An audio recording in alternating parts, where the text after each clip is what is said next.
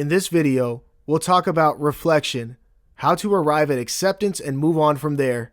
Managing and overcoming anxiety takes work, a lot of work through self-observation and introspection, which is why this video is filled with worksheets that help you ask the right questions and as a result find the right answers. This process isn't easy.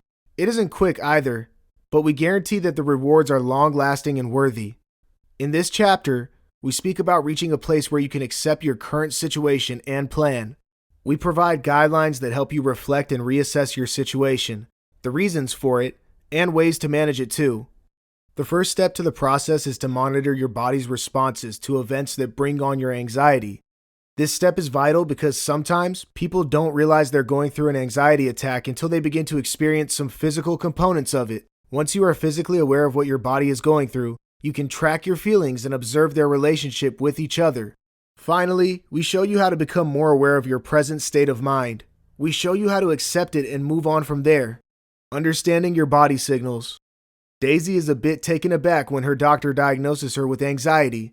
Her doctor suggests she spend more time listening to her body, and so she tries to understand her body signals by writing down unpleasant physical sensations as she experiences them. What she discovers over a week surprises her. She realizes she is experiencing some of the telltale signs of anxiety. She decides to take control of it, and with the guidance of her doctor starts tuning in to find a way out of her dilemma. Worksheet 10. Tracking your body's signals. Here is a list of common bodily symptoms and signs of anxiety. Keep a track of any signs you experience for a week, along with the day you experienced it and the situation that led up to the experience. Now, some of the symptoms might be like that of an illness. If your symptoms are indicative of an illness, then consult your doctor for advice. But if your symptoms are a result of your anxiety, then you're likely to have an emotional thought that led to it. Increased heart rate, difficulty in breathing, stomach discomfort, headache, dizziness, sweaty hands, palms, feet, forehead, lightheadedness, tightening of chest, feeling disoriented, feeling nauseous, feeling lonely and sad. At the end of each day, review your notes. Take time to think about what you feel. Write your feelings. Minding your moods. After you become more aware of your body's signals, you might be able to connect them with your changing moods. Track your moods every day for a week. How do you feel when you are happy? How do you feel when you think you are feeling anxious? What is your mood like? How do you react to emotional situations? Can you identify it as you experience it? What are your thoughts at such a time? How much control do you have over your thoughts and responses? Your moods too. Worksheet 11. Mood Tracker. Each day, circle all the feeling words mentioned below that describe your emotions. Think and describe your mood and behavioral patterns at such times. Describe the situations that led to it, your thoughts when you were experiencing it. Simply observe and describe your thoughts and reactions during the first week. Try and yield a level of control over any negative and unpleasant thoughts and moods during the second week. How are you feeling? Where are you now? Where do you want to be? Continue to balance your thoughts and mood swings. Do you see any progress? Where are you now? Where do you want to be? Rehabilitating your thoughts. Now that you've spent a little time with your mind and body, you might have a fair idea of what they're trying to tell you. This understanding will only get deeper and more intuitive as you understand yourself and your anxiety better, and you'll get there as you keep working on the worksheets. Finding acceptance. Now it's time to move on to the phase of acceptance. And to get there, you must first unearth and remove any distorted thought patterns that might be stopping you from moving on. What are distorted thought patterns? Distorted thoughts are thoughts that are disconnected and different from reality. They are thoughts you tell yourself to avoid reality. Here are some examples of distorted thought patterns. Expanding and shrinking. Your mind exaggerates the unpleasantness of the task on hand and underestimates your reluctance and/or incapability of doing it. For instance, you may think, it's impossible to solve this problem. Nobody can do it. Truth is, a few people in your team might have been able to do it. You dismiss it as impossible and therefore don't try and seek assistance. Filtering. Your mind filters out information and feedback to its inconvenience. For instance, you receive feedback on your performance. You have 3 good scores and 2 poor ones. Your mind can filter this either way. It can make you believe that you were good in 3, and so the other 2 don't matter, Or it can make you ignore the 3 and focus on how miserable you are. Dismissing evidence.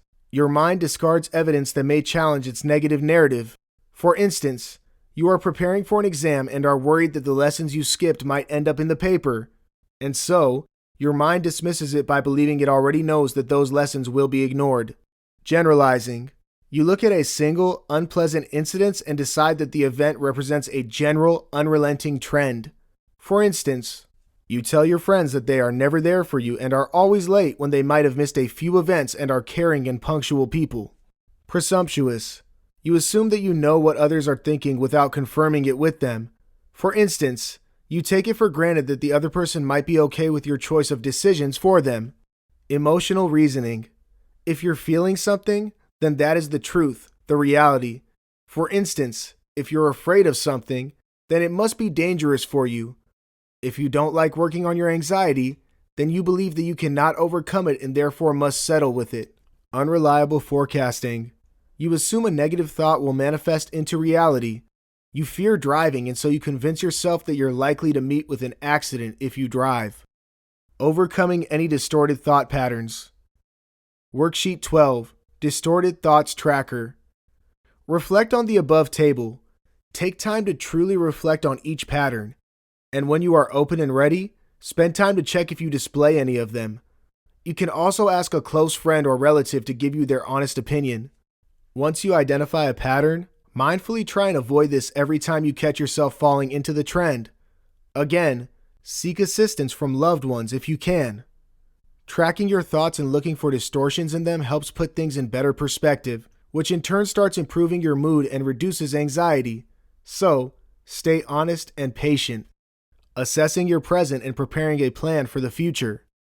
Now that you know your pitfalls and the stuck points that are stopping you from moving ahead, accept them without guilt or resentment. It makes the process of letting go of them easier. Face your problems and take action to change it. Assess your responsibility and determine your next steps. Start by replacing any negative thoughts with positive and constructive thoughts. Change your perspective. Become more aware of yourself and your surroundings, of the reality too. Stay honest and open to feedback and change. Distinguish the past from the present. Take direct action against problematic thoughts. Connect with now. Ask yourself, where are you now? Where do you want to be? Worksheet 13. Setting goals. Can you think of anything that you want more than you fear?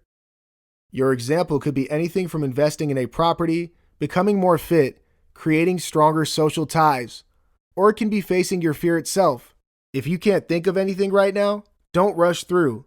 Take time to let the question marinate for a few days, weeks, even months perhaps. Keep going back to it to see if you have something that aligns with your purpose in life. Write them down when they hit you, and they will. Great. Now you have your goals in front of you. What can stop you from achieving them? Nothing. The next few chapters will show you how.